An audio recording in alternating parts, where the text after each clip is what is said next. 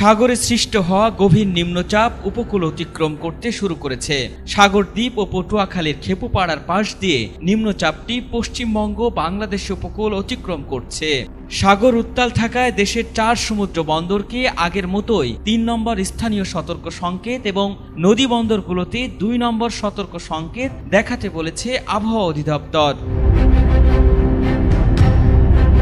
উত্তর পশ্চিম বঙ্গোপসাগর ও তৎসংলগ্ন এলাকায় সৃষ্ট এই লঘুচাপের প্রভাবে নোয়াখালীতে গতকাল রাত থেকে ভারী বৃষ্টি হচ্ছে। ঝোড়ো বাতাস ও সাগর উত্তাল থাকায় অতিরিক্ত জোয়ারে নিঝুম দ্বীপের নিম্ন অঞ্চল কয়েক ফুট পানির নিচে তলিয়ে গেছে।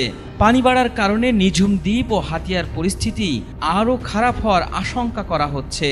সবচেয়ে ক্ষতিগ্রস্ত হতে পারে নিঝুম দ্বীপের হরিণের। উপকূলীয় এলাকার মানুষ জোয়ারের অতিরিক্ত পানি দেখে অনেকটাই আতঙ্কিত হয়ে পড়েছেন।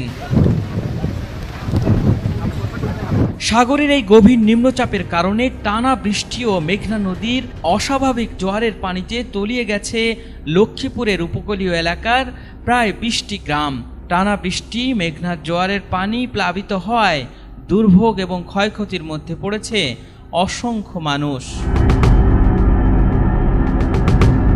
আবহাওয়া অফিস জানিয়েছে, উত্তর পশ্চিম বঙ্গোপসাগর ও আশপাশের এলাকায় অবস্থানরত গভীর নিম্নচাপটি আরও উত্তর দিকে অগ্রসর হয়ে সাগরদ্বীপ ও খেপুপাড়ার কাছ দিয়ে পশ্চিমবঙ্গ বাংলাদেশ উপকূল অতিক্রম শুরু করেছে।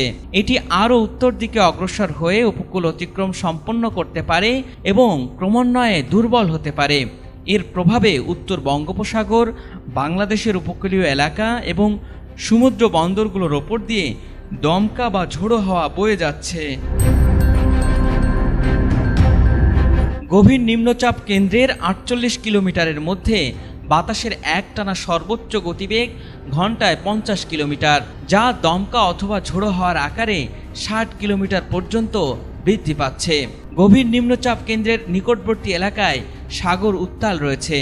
চট্টগ্রাম, কক্সবাজার, মংলা ও পায়রা সমুদ্র বন্দরগুলোকে 3 নম্বর স্থানীয় সতর্ক সংকেত দেখাতে বলা হয়েছে। এসব জেলার বাইরেও মাদারীপুর, সাতক্ষীরা, হবিগঞ্জ সহ সারা দেশের বিভিন্ন স্থানে ভারী বৃষ্টিপাতের কারণে জলাবদ্ধতায় ভোগান্তিতে পড়েছে অসংখ্য মানুষ।